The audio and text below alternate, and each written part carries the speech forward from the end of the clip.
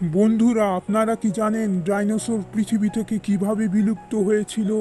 কি এমন ঘটেছিল যার কারণে ডাইনোসর পৃথিবী থেকে একেবারে বিলুপ্ত হয়ে গেছে? না জানলে কোনো অসুবিধা নেই, আজকে আমি আপনাদেরকে সেগুলোই জানাবো। কিন্তু তার আগে, যদি আপনারা আমাদের চ্যানেলে নতুন হয়ে থাকেন তাহলে অবশ্যই সাবস্ক্রাইব করে দিন। তো কথা না বাড়িয়ে চলুন মূল ভিডিওতে যাওয়া যাক। সময়টা ছিল অনেক বছর আগে, যখন পৃথিবীতে ডাইনোসরদের রাজত্ব ছিল। তখন হঠাৎ মহাকাশ থেকে পৃথিবীতে বিশাল পাথরের মতো একটা জিনিস এগিয়ে যাচ্ছিল। এটা যত পৃথিবীর কাছে আসছিল, এটার গতি ততই বাড়ছিল। এটার গতি এতটাই দ্রুত ছিল যে আলোর গতির চেয়েও বেশি দ্রুত পৃথিবীর দিকে এটা এগিয়ে আসছিল।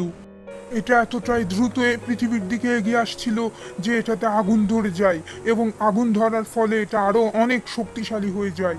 আস্তে আস্তে এটা পৃথিবীর একদম কাছে চলে আসে। আস্তে আস্তে এটা পৃথিবীর ভিতর চলে আসে। তখনও পৃথিবী স্বাভাবিক ছিল, কিন্তু ধীরে ধীরে এটা পৃথিবীর আরো কাছে আসে। এটাতে আগুন ধরার কারণে এটা ধীরে ধীরে আরো বড় হচ্ছিল। এর পাশেই ছিল ডাইনোসরদের বসবাস। এটার তাপমাত্রা এতটাই বেড়ে যায় যে সূর্যের তাপমাত্রার কাছাকাছি চলে গিয়েছিল। তারপর এটা এত তাপমাত্রার কারণে ফেটে একটা জ্বলন্ত বলে পরিণত হয়ে যায়। এটার গতি এতটাই বেশি ছিল যে 4 মিনিটের মধ্যে এটা আটলান্টিক মহাসাগর পার করে ফেলে। এটার আলো এতটাই বেশি ছিল যে এটার আলোতে হাজার হাজার ডাইনোসরের চোখ অন্ধ হয়ে যায়। ধীরে ধীরে এটার আলো আরো বাড়ছিল, যার কারণে সব ডাইনোসররা ভয়ে চিৎকার করতে থাকে। তারপর এক সময় এসে এই জিনিসটা পৃথিবীর বুকে ধাক্কা খায়, ফলে এক ভয়ানক বিস্ফোরণের সৃষ্টি হয়। এই বিস্ফোরণটা এতটাই জোরে হয়েছিল যে সে জায়গার সব গাছপালা আর অনেক ডাইনোসর ধ্বংস হয়ে গিয়েছিল। এই বিস্ফোরণের ফলে অনেক তৃণভোজী ডাইনোসররাও মারা গিয়েছিল। ধীরে ধীরে এটা আরো বাড়তে থাকলো। এটার সাউন্ড এতটাই বেশি হয়েছিল যে এটার আওয়াজেও হাজার ডাইনোসর মারা গিয়েছিল। বজ্রপাতের সাউন্ড এই সাউন্ডের তুলনায় অনেক কম। এটা বজ্রপাতের চেয়েও বেশি জোরে আওয়াজ তৈরি করে। এরপর আরো একটা ভয়ানক বিস্ফোরণ সৃষ্টি হতে চলেছিল। এই বিস্ফোরণটা খুবই ভয়ানক ছিল। তখন পৃথিবীর মধ্যে 300 ডিগ্রি সেলসিয়াস তাপমাত্রা ছিল।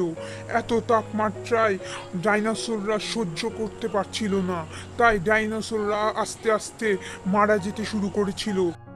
তখন পৃথিবীর বাইরে একটা বিশাল ধুলোবালির আবরণ সৃষ্টি হয়েছিল, যার কারণে ধুলোবালির আবরণটা ভেদ করে সূর্যের আলো পৃথিবীতে আসতে পারছিল না, এবং পৃথিবীর তাপমাত্রা অনেক বেড়ে যাচ্ছিল, যার কারণে বাকি ডাইনোসররাও খাবারের অভাবে আর আগুনের কারণে মারা যায়।